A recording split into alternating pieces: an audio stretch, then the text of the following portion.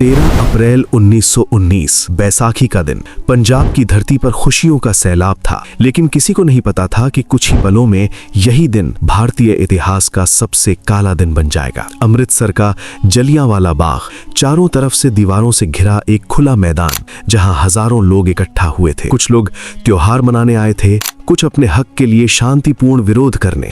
बच्चों की हंसी गूंज रही थी, बुजुर्ग बातें कर रहे थे और युवा अपने भविष्य के सपने देख रहे थे। लेकिन अचानक इतिहास ने करवट ली।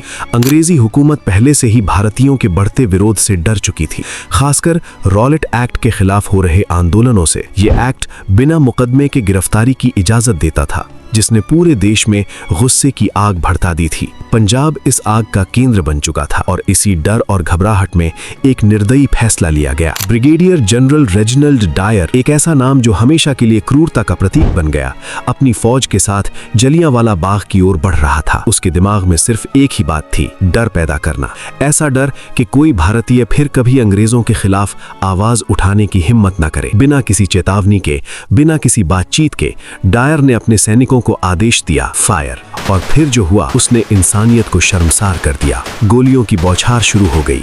लोग समझ ही नहीं पाए कि आखिर हो क्या रहा है। कुछ ही सेकंड में खुशियों का माहौल चीखों और खून से भर गया। लोग इधर उधर भागने लगे, लेकिन बाग के संकरे दरवाजे और ऊंची दीवारें उनके लिए मौत का जाल बन गईं। कोई रास्ता नहीं था, कोई बचने की उम्मीद नहीं थी।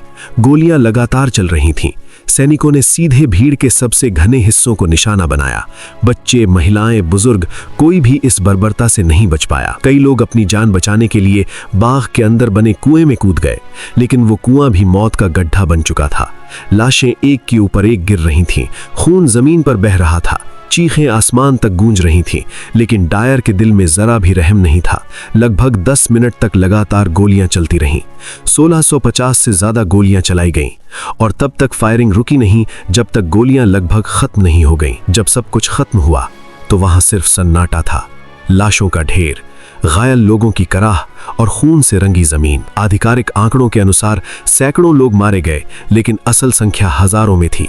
कई लोग घायल होकर भी तड़पते रहे, क्योंकि अंग्रेजों ने कर्फ्यू लगा दिया था और किसी को भी मदद के लिए बाहर निकलने की इजाजत नहीं थी।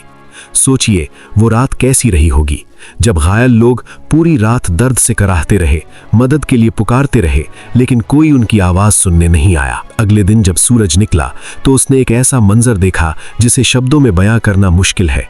हर तरफ लाशें थीं, परिवार बिछड़ चुके थे, बच्चे अपने माता पिता को ढूंढ रहे थे और भारत का दिल टूट चुका था। लेकिन इस घटना ने सिर्फ दर्द ही नहीं दिया, इसने पूरे देश को जगा दिया। ये नरसंहार एक चिंगारी बन गया जिसने आजादी की आग और भड़का दिया। महात्मा गांधी, जो पहले अंग्रेजों के साथ सहयोग की नीति पर चल रहे थे, उन्होंने भी इस घटना के बाद पूरी तरह से असहयोग आंदोलन का रास्ता अपना लिया। पूरे देश में गुस्सा फैल गया। लोग समझ चुके थे कि अंग्रेजों से इंसाफ की उम्मीद करना बेकार है। अब सिर्फ एक ही रास्ता था, आजादी।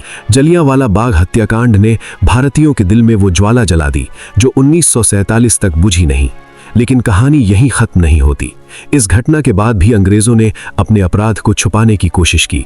डायर ने अपने कृत्य को सही ठहराया। उसने कहा कि वो सबक सिखाना चाहता था, लेकिन दुनिया ने उसकी असलियत देख ली थी। हंटर कमीशन बैठाया गया, जांच हुई, लेकिन क्या सच में न्याय मिला? डायर को सिर्फ हल्की सी सजा देकर छोड़ दिया गया। ये न्याय नहीं था, ये सिर्फ एक औपचारिकता थी।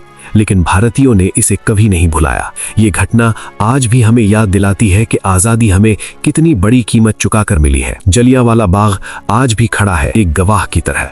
उसकी दीवारों पर आज भी गोलियों के निशान मौजूद है। वो कुआं आज भी वही है जो उस दिन की भयावहता की कहानी सुनाता है। जब भी कोई वहां जाता है तो उसे सिर्फ एक जगह नहीं, बल्कि एक एहसास मिलता है, एक दर्द, एक गर्व और एक संकल्प कि हम कभी उस इतिहास को नहीं भूलेंगे, क्योंकि जो अपने इतिहास को भूल जाते हैं वो अपना भविष्य भी खो देते हैं। और यही जलियांवाला बाग हमें सिखाता है कि आज़ादी सिर्फ एक शब्द नहीं, बल्कि लाखों बलिदानों की कहानी है। और इस कहानी को याद रखना ही हमारे लिए सबसे बड़ी जिम्मेदारी है।